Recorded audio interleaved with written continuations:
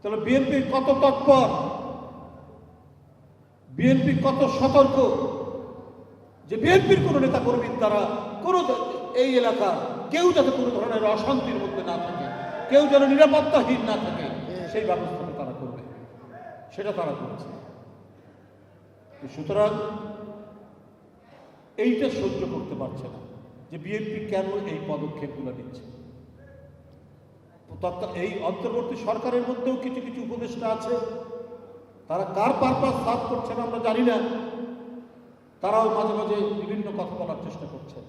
কিন্তু আমরা যে ৩,০০০-এর বেশি নেতাকর্মীকে অনৈতিক কর্মকাণ্ডে লিপ্ত থাকার অভিযোগে বহিষ্কার করা হয়েছে, কারো সদস্যপদ স্থগিত করা হয়েছে, শোকজ করা হচ্ছে প্রতিদিন প্রতিনিয়ত, এবং যুবদল, স্বেচ্ছাসেবক দল, ছাত্র দলের কেউ যদি কোথায় কোনো ধরনের অনাচারের সাথে, অসৎ কর্মকাণ্ডের সাথে লিপ্ত থাকে, তার বিরুদ্ধে ক্রমাগত আপনার ব্যবস্থা নেওয়া হচ্ছে, বহিষ্কার, অব্যাহতি, পদ স্থগিত, শোকজ ক্রমাগত করা হচ্ছে।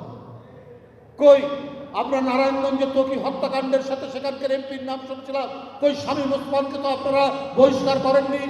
নাটোরে বারবার রক্তপাত ঘটানো হয়েছে, বিএনপির নেতাকর্মীদেরকে বারবার আক্রমণ করেছে শিমুল বাহিনী, কই শিমুলকে তো বারবার এমপি করেছেন, তার বিরুদ্ধে তো কোনো অ্যাকশন নেননি।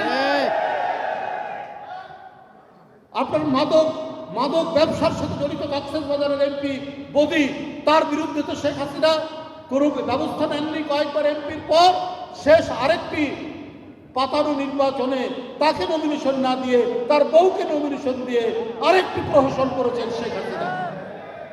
এই দৃষ্টান্ত বিএনপির নেই।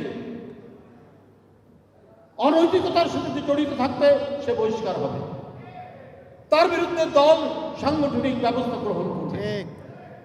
এই কাজটাই আজকে করছে। এই জন্যই বিএনপি বরাবর জনপ্রিয় শহীদ রাষ্ট্রপতি জিয়াউর রহমান, দেশনেত্রী বেগম খালেদা জিয়া এবং দলের ভারপ্রাপ্ত চেয়ারম্যান জনাব তারেক রহমান যেভাবে নেতৃত্ব দিয়েছেন, যেভাবে দলকে সুসংগঠিত করেছেন, এই দল জনসম্পৃক্ত দল, এই দল গণসম্পৃক্ত দল, এই দল জনগণের কল্যাণ, জনগণের ভালোবাসা, এইটা জনগণের ভালোবাসা নিয়েই এই দল গঠিত হয়েছে। সুতরাং জনগণ কোনো কারণে বিএনপির দ্বারা যদি অশান্তিতে ভোগে, এই কাজ বিএনপি কখনো করবে না।